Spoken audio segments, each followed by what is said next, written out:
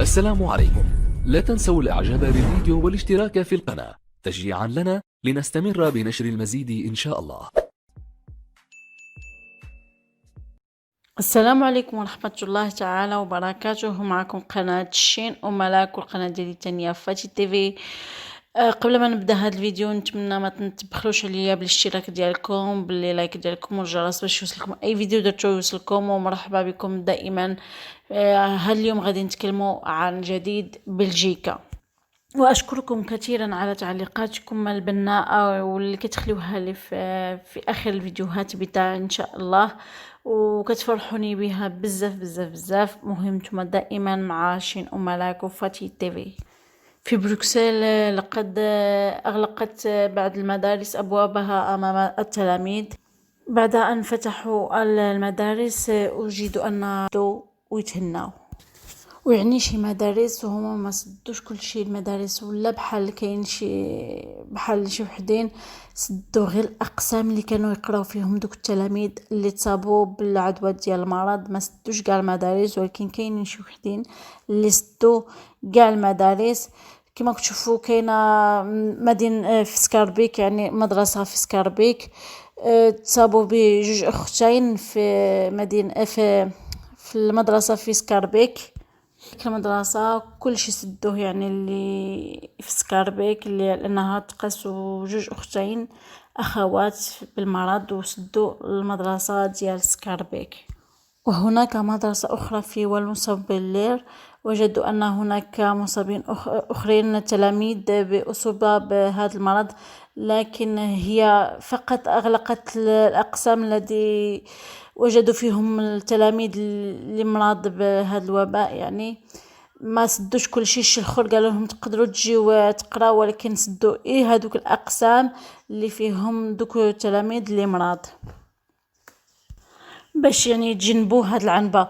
وهاد المدارس كانت في الجهات ديال مولامبيك وكانت في سكاربيك. غادي هنا نخلي لكم تشوفوا الفيديو هذا، ما غادي نشاهدوه في هذا الفيديو.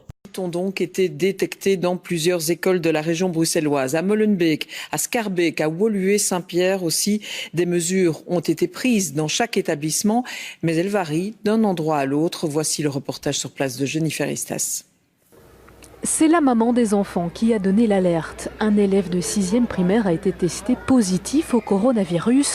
Son frère et sa sœur fréquentent également l'établissement, l'un en 4e, l'autre en première. Dès hier soir, les parents des élèves ont été informés. Il y a un courrier qui est envoyé aux 6e, 4e et première année qui, eux, sont en quarantaine jusqu'au 30 juin. Et il y a un courrier qui est envoyé aux 5e, 3e et 2e qui, eux, peuvent reprendre l'école tout à fait normalement. Le protocole de la Fédération Wallonie-Bruxelles est clair. Seules les bulles en contact avec les élèves infectés doivent être mises en quarantaine.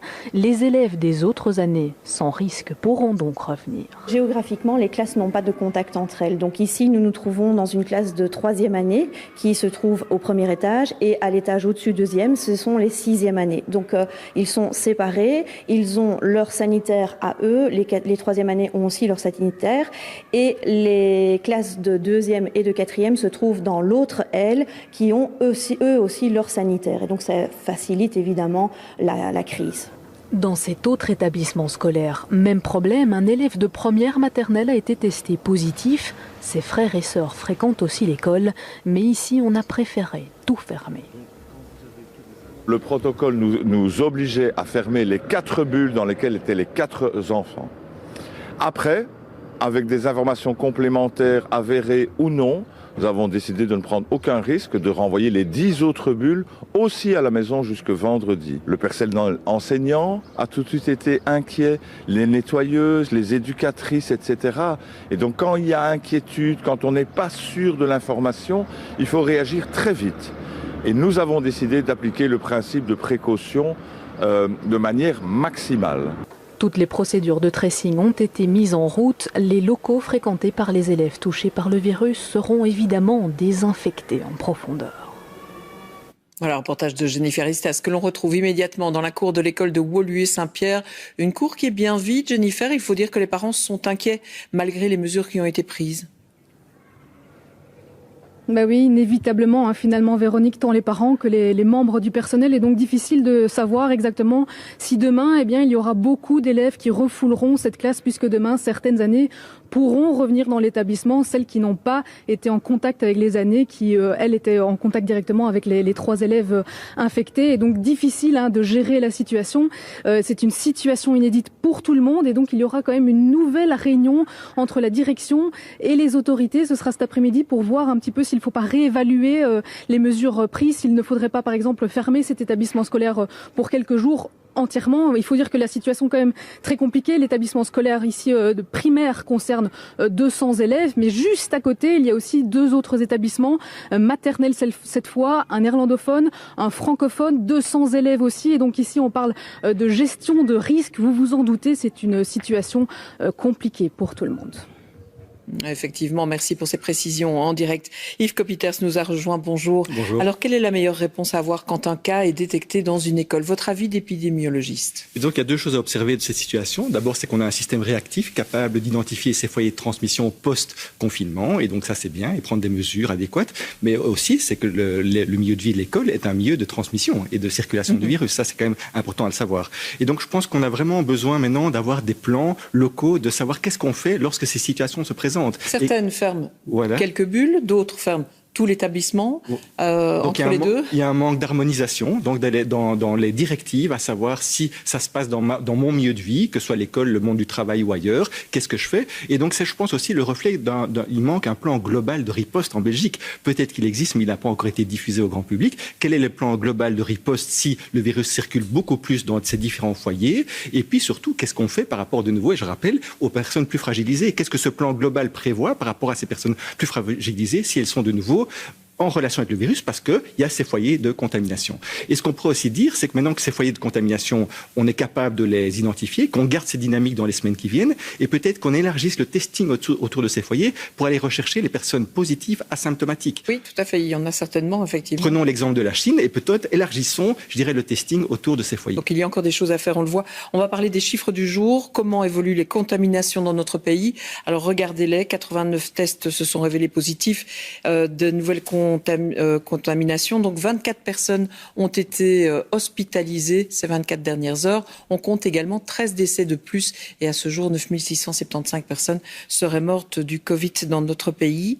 Un mot sur ces chiffres, ils augmentent. Tout à fait. Donc, d'abord, les indicateurs restent bons. Donc, on va pas s'inquiéter. Mais les chiffres augmentent, comme vous l'avez dit, sur les dernières 24 heures. Donc, ça confirme que le virus circule bien, il est bien présent. Et on peut quand même prendre l'exemple de ce qui s'est passé en Chine et en Nouvelle-Zélande. Donc, en fait, ce virus n'est pas importé. C'est qu'il est latent dans l'environnement. Et dès qu'il trouve des milieux favorables, il favorise les transmissions. Donc, ça, il faut vraiment se baser là-dessus pour la suite de la stratégie. Parce que, a priori, le virus ne va pas disparaître pour finir. Il va rester latent et comme ça, contaminé. Dans les chiffres, quand même, une chose positive, 24 nouvelles admissions à l'hôpital. Donc ça reste très faible. Malheureusement, 13 décès, dont 10 en maison de repos et de soins. Et je reviens sur cette problématique des maisons de repos et de soins. Je suis désolé. Et donc, je pense que nos responsables institutionnels devraient avoir une meilleure concertation avec les coordonnateurs des maisons de repos, les directions, les médecins généralistes, pour essayer de comprendre pourquoi il y a encore ces quelques décès. Nous entendent, et puis surtout, je dirais, être encore plus réactif et peut-être les amener plus facilement. بالنسبة للحكومة الفيدرالية حاليا التي تترأسها الوزيرة الأولى صوفي ويلمز، فهي حكومة مؤقتة، يعني ما غاديش تكون دائمة. هذه الحكومة غادي تكون مؤقتة، سوف تنتهي في وقت وجيز، والآن أحزاب أخرى سوف تدخل أحزاب أخرى، يعني باش يديروا شكون اللي غادي تكون بلاصة الوزيرة الأولى صوفي ويلمز. يعني جاو أحزاب أخرين هما اللي غادي يدخلوا، وفي هذه الأحزاب موجودة بزاف الأحزاب PS MR، يعني الأحزاب كتير من الأحزاب اللي كاينين. Sont en cours au cabinet de la première ministre Sophie Wilmès, avec sur la table la note présentée par le PS et le SPA. Il propose que socialistes et CDH rejoignent la coalition actuelle pour former une tripartite classique. Alors Aurélie Fogli, bonjour. Les présidents du MR, de l'Open VLD, du CDNV étudient donc ce scénario en ce moment, mais ils ne cachent pas leur scepticisme. Effectivement, la réunion a commencé à midi. Alors, autour de la table, Sophie Wilmès et les vice-premiers ministres et les 3 présidents des partis qui composent ce gouvernement, MR, OpenVLD, CDNV. Ils discutent de cette note et officiellement c'est une analyse qui est en cours, donc elle n'est pas encore officiellement rejetée ou acceptée. Alors ce qu'on sait, c'est que les trois parties devraient prendre le relais et devraient prendre des initiatives prochainement. Mais pour ce qui est du statut de cette note, c'est en cours de discussion. Et comme vous l'avez dit, eh bien, il n'y avait pas un franc enthousiasme à l'entrée, notamment du côté de l'OpenVLD et du CDNV. Les deux parties ne s'étaient pas encore exprimées sur la note des socialistes. Et là, à l'entrée, ils ont répondu aux questions des journalistes. Clairement, on voit que l'idée d'un gouvernement plus large, mais qui reste minoritaire, n'a pas leur faveur. Écoutez-les. Non, je pense surtout que c'est important, c'est qu'est-ce qu'on va faire dans le pays. Le pays a besoin de beaucoup de choses. C'est quand même une crise importante pour le pouvoir d'achat des gens, pour le soin de santé, les réformes d'État. Et pour ça, il faut avoir quand même une confiance d'une majorité en Parlement. Donc ça, il faut savoir comment on va trouver une majorité. Mais c'est pas en fait le scénario préféré. On préfère quand même un gouvernement qui a une majorité dans le Parlement. Donc on verra ce qu'on peut faire cet après. وفي نهاية الفيديو أتمنى لكم الصحة والعافية في فيديو جديد إن شاء الله. مع السلامة. وما تنساوش دائما شينقوا ملاك القناة ديال تانيا فاتي تيفي باش تشجعونا ونزيدو القدام إن شاء الله. دائما التشجيع ديالكم باللايك ديالكم، الاشتراك والبارطاج في جميع وسائل التواصل، وما تنساوش الجرس باش يوصلكم أي فيديو جديد يوصلكم. ونتمنى تبارطاجيو باش تكبر الأسرة ديالنا وتدعمونا. وشكرا لكل واحد كيخلي لي تعليق رائعين، كنقرا كلش التعاليق. شكرا لكم كاملين، حتى الفيديو الجاي إن شاء الله. بسلامة.